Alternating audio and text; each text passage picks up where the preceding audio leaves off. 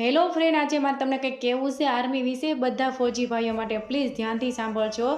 અત્યારે ભારતનો માહોલ કેવો છે બધાને જ ખબર છે। તો આર્મીવાળા ભાઈઓનો અમુક ટાઈમે રજા હોય એટલે એના ગામડે કે એ લોકો એના સિટીમાં જતા હોય છે રજા માટે। તો અત્યારે ભારતના આવો માહોલ હોવાથી આ લોકોને ઉપરથી અધિકારીનો ફોન આવે કે 24 કલાકમાં તમારે ગમે ત્યાં નોકરી હોય ત્યાં તમારે હાજર થવું।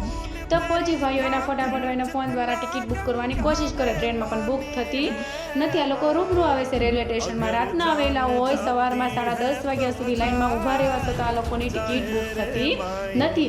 આપણી પબ્લિક હોય છે એને લાઈનમાં ઊભા હોય એને વિનંતી કરે મને આગળ જવા દો, મારે આવી રીતે જવું છે, પણ આપણી પબ્લિક તેને આગળ પણ જવા દેતી નથી। હવે એક બાજુ એને જવાની તૈયારી કરવી, એક બાજુ એની ટિકિટ બુક થતી નથી। આપણે હુકમ તો આપી દીધો 24 કલાકમાં તેને હાજર રહેવું, એ નજીક તો નથી, એને ટ્રેન વગર શક્ય નથી ત્યાં પહોંચવું। તો આપણા સરકારને, આપણા રેલવે અધિકારીને મારે એટલું જ કહેવું કે દેશ માટે એનો જીવ જોખમમાં રાખી દેશ માટે એટલી સેવા કરતા હોય તો પ્લીઝ એને કોઈ આવવા જવાની સારી સુવિધા તો કરી આપો।